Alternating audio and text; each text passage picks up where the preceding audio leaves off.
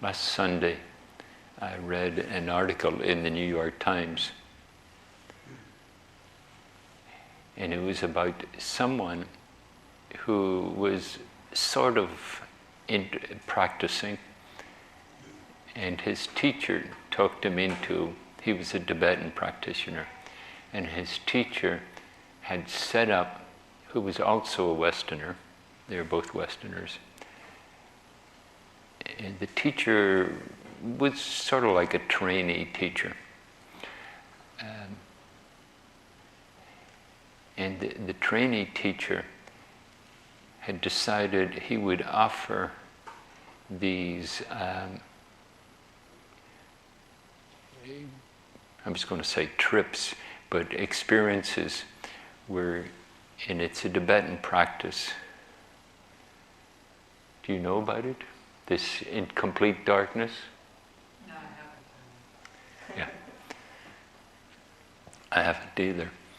But this person, the person who was a sort of practitioner, he said he would like to spend a long weekend doing this practice where you're in a room and it's completely dark. Like they make sure they seal up everywhere where light could get in. And actually, before I came down for the talk, the office I'm in has a closet, and I went into the closet just to be. So if I get a little weird, you can think, oh.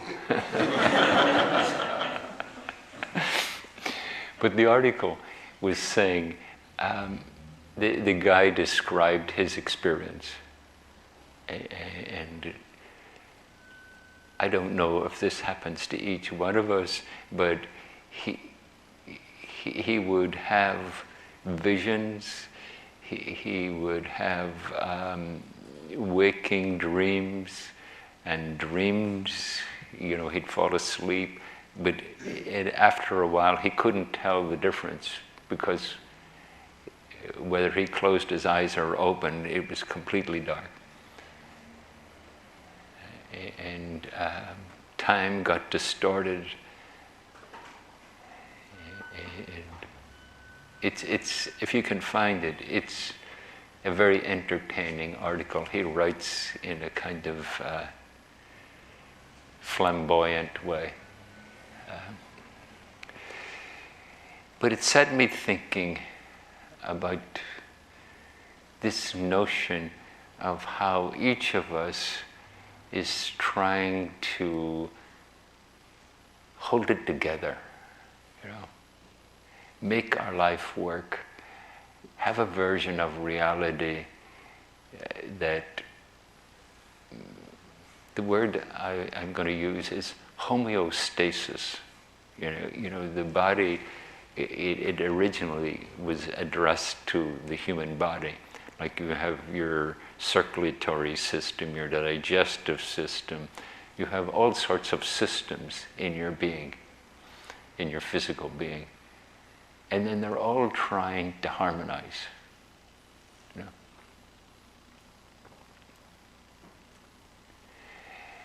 And I was thinking, when I read the article, and actually while I was reading the article, like, are we all this susceptible to just things going haywire?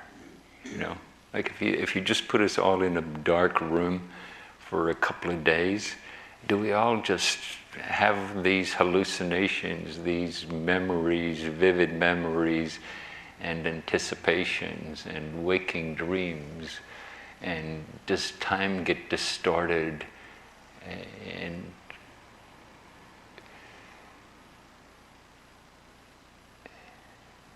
it made me think about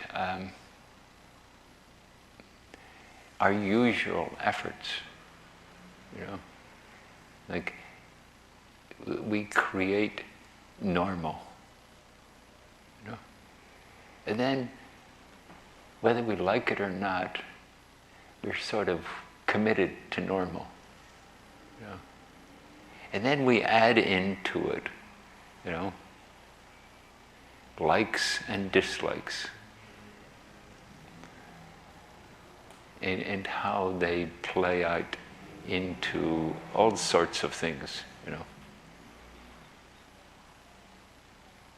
Falling in love, having bitter enemies that you loathe.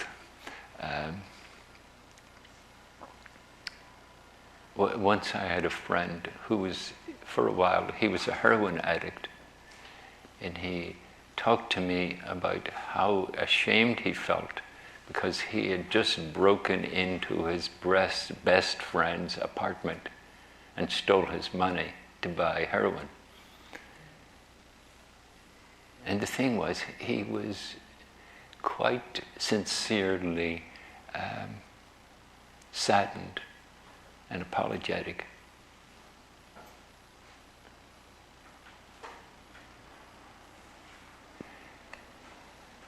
And it set me thinking, so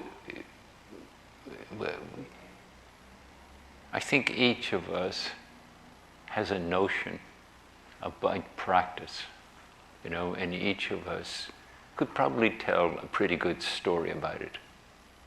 But I wonder about the influences on us. You know, in a couple of days, we're going to have Sajiki. I actually thought that I would put on a wizard's hat. But then I decided, no, maybe Sajiki's enough. I should hold normal in a way that's predictable.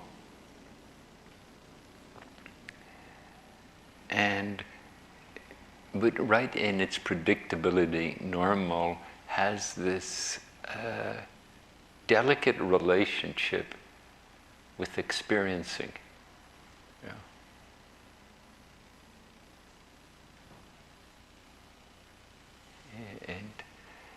And how delicate the human condition is. You know, like even the homeostasis of the body. If you don't eat enough, you feel kind of weird. If you eat too much, you feel kind of weird. You know?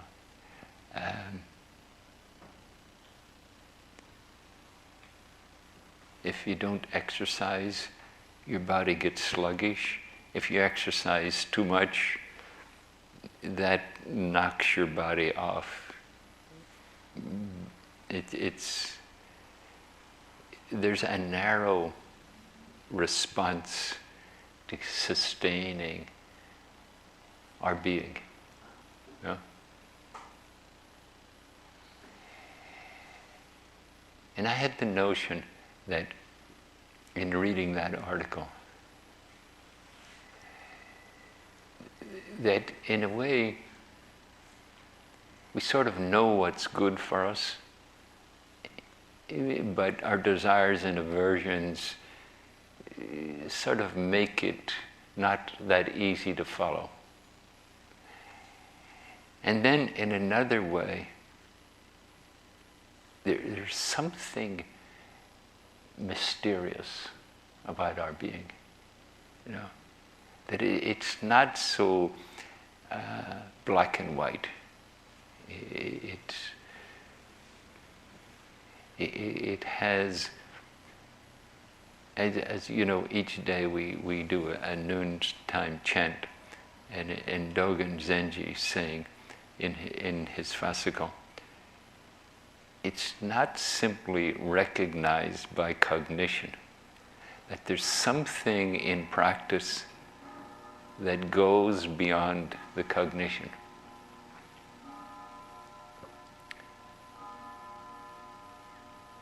And then how do we find our way with what's obvious, what's cognized, what's conceptualized, and what's not? Especially when you think that we're always in some intrigue between what we want and what we don't want. and the current circumstances.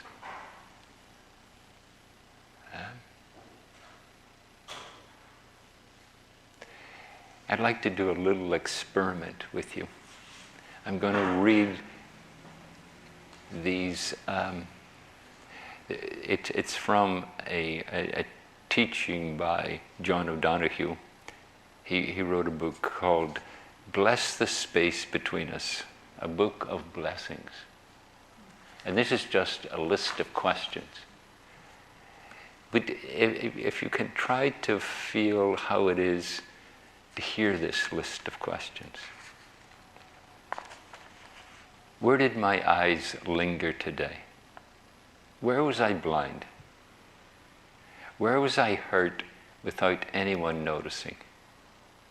What did I learn today? What did I read? What new thoughts visited me? What differences did I notice in those closest to me? Whom did I neglect? Where did I neglect myself? What did I begin today that might endure? How were my conversations? What did I do today for the poor and the excluded? Did I remember the dead today? When could I have exposed myself to the risk of something different? Where did I allow myself to receive love? With whom did I feel most myself? What reached me today? How did it imprint? Who saw me today? What visitations had I from the past and from the future? Did I avoid anything today? From the evidence, what was I given this day?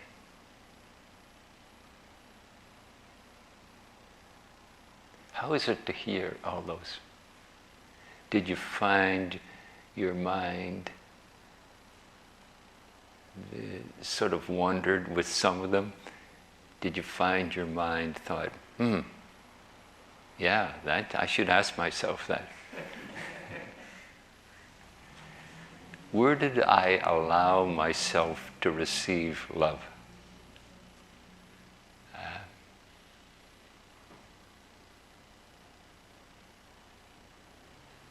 Anyone care to say which ones stood out for them?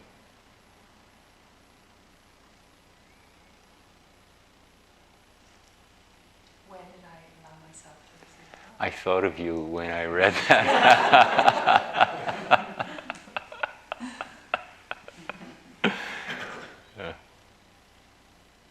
Anyone else? Go ahead, Kevin. What did I learn today? What did my eyes notice today? Lovely. What did I avoid today? Thank you. I think it was something like, where did I risk something new? Oh, let me find it. There was something about risk and new. Yes.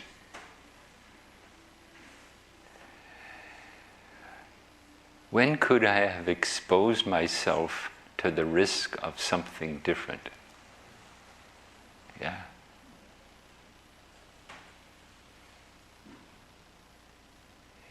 And then can we hold it all with a kind of benevolent curiosity?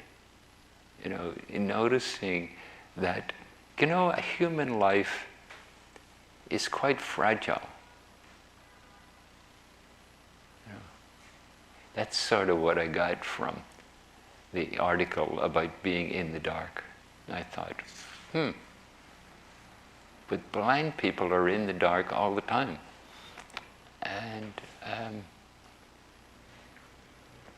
but that wonderful human way that we attempt to normalize, that we attempt to bring in a kind of homeostasis, you know, a harmony of being. You know. And is this what it is to take refuge? You know, like we find the harmony of being by bringing a benevolent attention to what the day unfolds, to what your unfolding of your life. Yeah.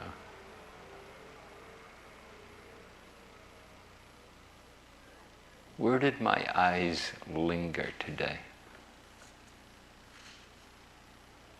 You know, where were you not exactly intending, but just happens, you know? Some of our behavior, we don't quite intend it. It just happens. And then we have this marvelous practice, 2,500 years of deep practitioners giving us the benefit of their teachings. You know?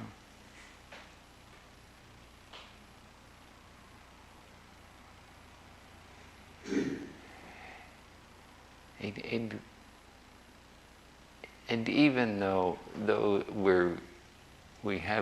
now we're blessed, you know, it used to be you had to walk for 6 miles for 6 months to hear the teaching. And now you just pull out your smartphone and there it is.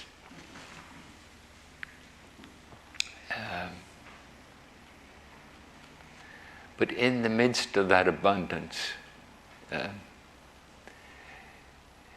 would any of it be so rich and influential if it wasn't delivered with a sense of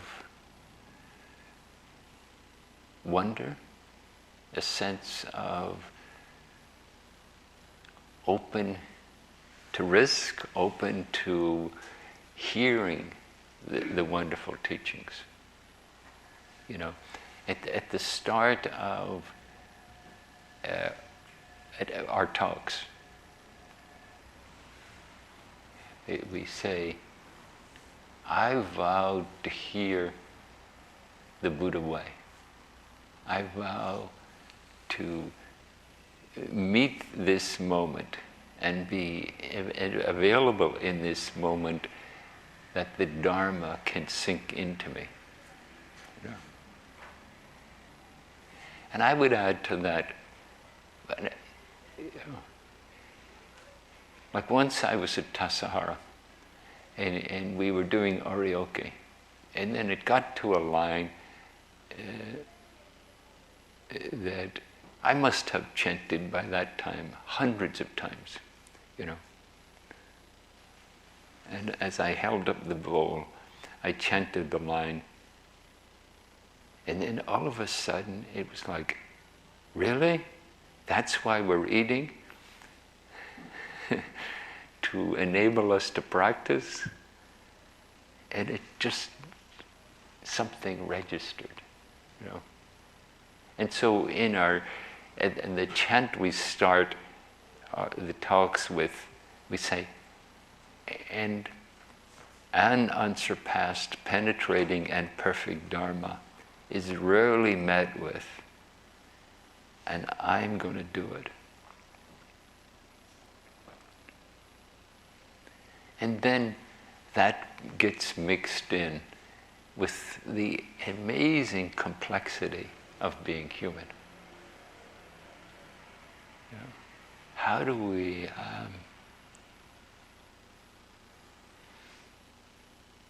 we blend the the wisdom that we add to our chants and our rituals. How do we blend that with this intriguing event called normal, that we're reconstructing and changing? Sometimes we dedicate ourselves to, okay, I am going to not do that, I'm going to do this. And this is my priority, and I'm going to put my energy into it.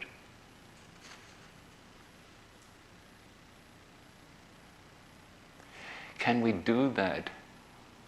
And also, at the same time, recognize the complexity of our being, some of which we're in touch with, and some of which we're not. You know? Can there be this rigorous intentionality? And almost paradoxically, can it be coupled with a curiosity? I was thinking, you know, I only met John O'Donohue once, but I thought he was a lovely person. Somewhere between a philosopher and a psychotherapist and in some ways a sacred being. And when I was reading the list, I was thinking, how was it for him? You know? Did they all just tumble out of him in one shower of ideas? Or were these questions he'd asked himself over time? Where was I blind? Yeah. Sometimes that has to do with our sight, and then sometimes it has to do with just being so caught up in ourselves. We don't notice that the person in front of us is having a difficult experience or a joyous experience, you know. We're blind to it. Yeah.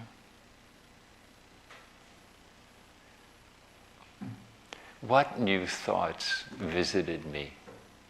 You know? That sense of we're always, even though we're soothed by normal, well, maybe we're not soothed by normal, but when normal has a proximity with homeostasis, then we're soothed. And still, there's always change. And how to hold this mix and bring it to our cushion, you know? In that detailed way of attending to your body and your mind and what's going on in both. And how can there be an intentionality in the middle of that just says just what it is. It will be whatever it will be, and shikantaza is to experience that.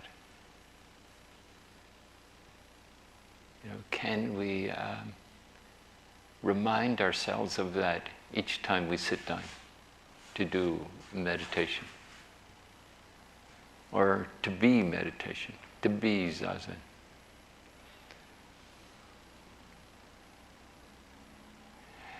And then we can look at that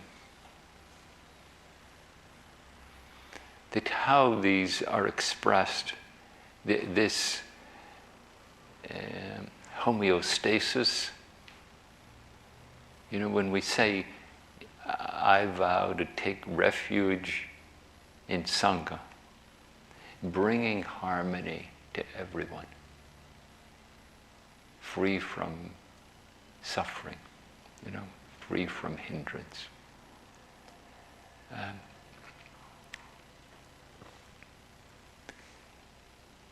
How do we bring that forth? You know? How do we stay alive and present and curious about what happens for us? You know, it's been my experience in having conversations with people, one-on-one conversations with people, that almost everybody, when they start sitting, there are periods of time when they have no idea what's going on. Yeah. Sometimes it's because it's so new, there's no vocabulary for it, and sometimes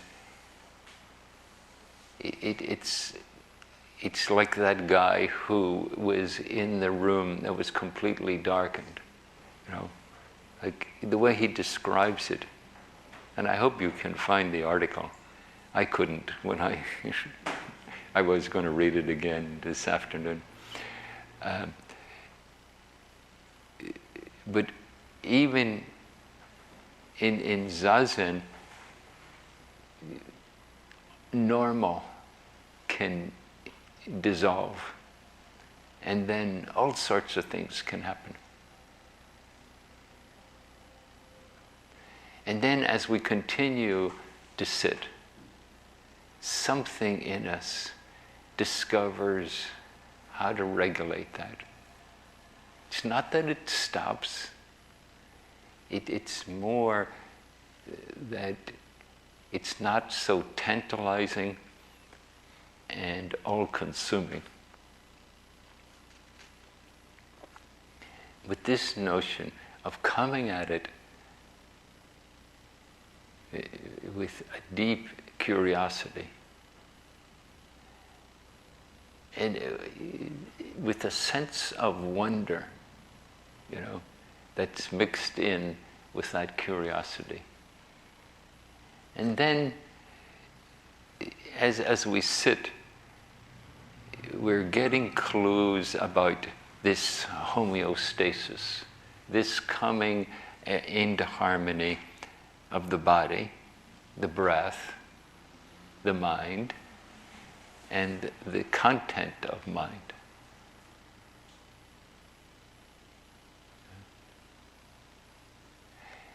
And there's a way in which we can carry that into our day.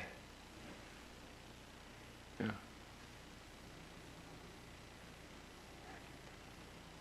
Even if our mind is saying, oh, well, I was just distracted most of the time. Something registers, you know. There's a way in which we've been making contact with the complexity of our own being, you know. And as we do that, as we try to live that, we start to have different ways we can make contact with it. You know, maybe that's what stimulated John O'Donohue to write all these wonderful questions.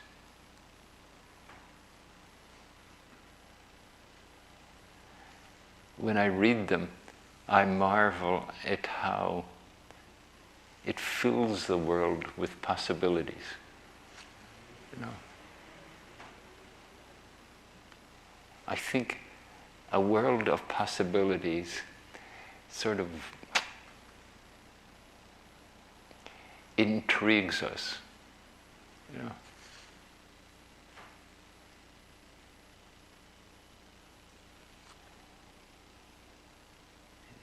And after all these questions, we could ask, and now what?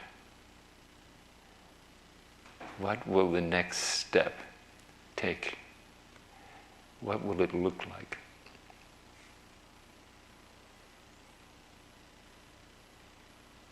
And the last thing I'd like to mention is how these this process of awakening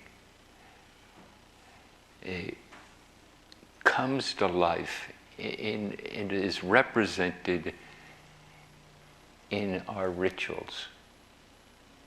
You know, like the ritual of Sajiki. You know, we set up the altar and then we invite. Yeah. And within our rituals,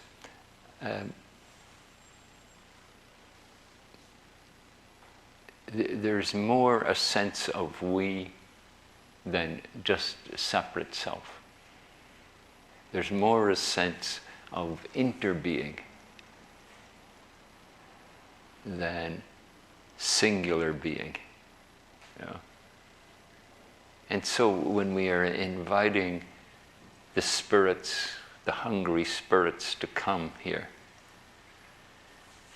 we're not distinguishing between maybe outside of our being and inside of our being. Yeah. And then in our other ceremonies,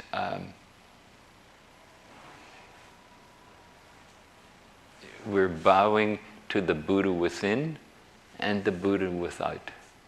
The Buddha, the finder of our tradition, and we're bowing to the Buddha of the whole assembly, the whole Sangha. You know?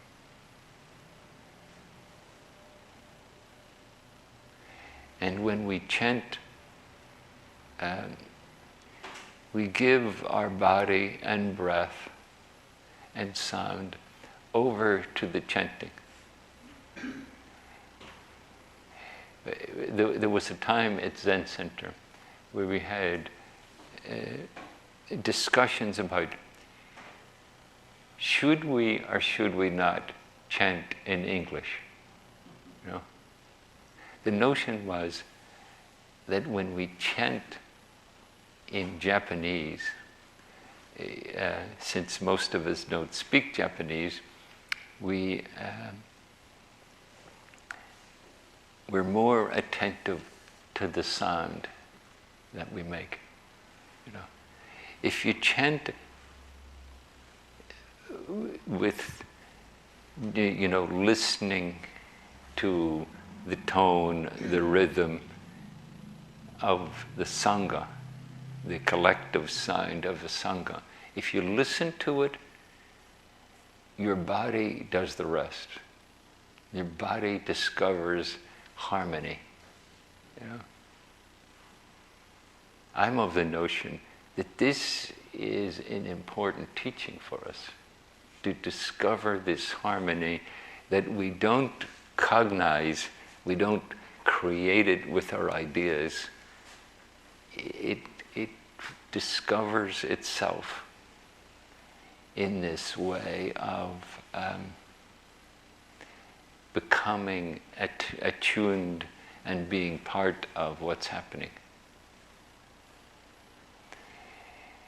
And in this way, each of the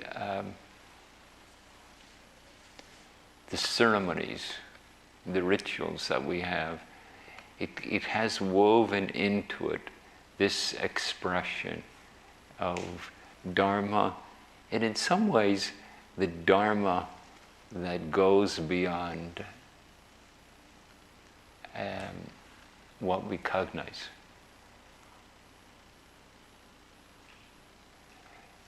For instance, in a Buddhist teaching, there are three kayas, three realms of existence. There's the Dharma kaya, which is going beyond all fixed concepts and fixed notions of being.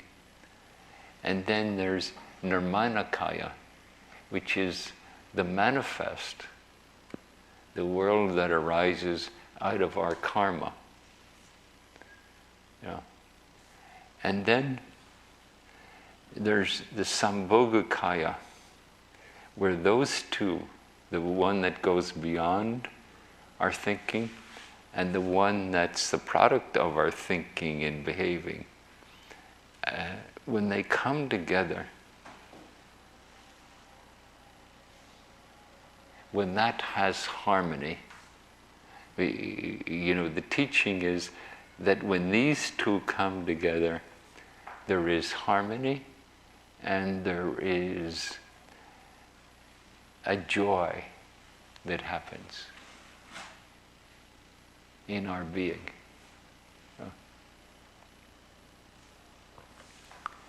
And so woven into our rituals and woven into our practice together is an attempt to live this harmony between the different forces of being, the different aspects of being.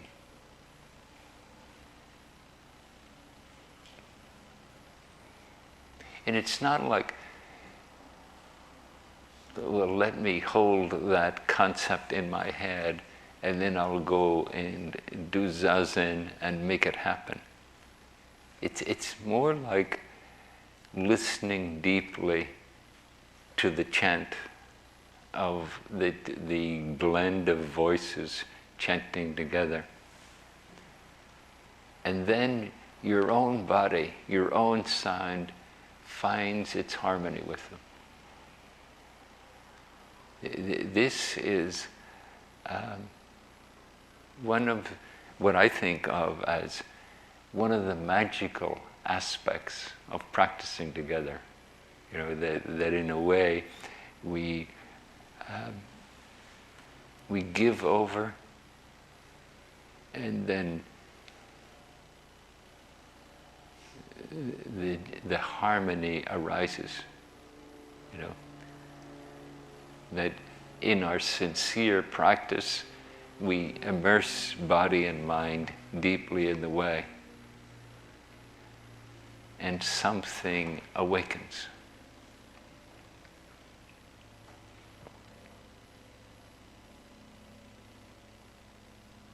Let me end just by reading the list again.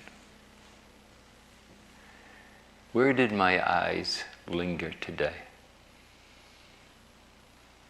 Where was I blind? Where was I hurt without anyone noticing? What did I learn today? What did I read? What new thoughts visited me?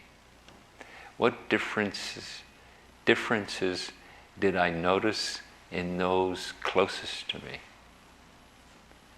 Whom did I neglect?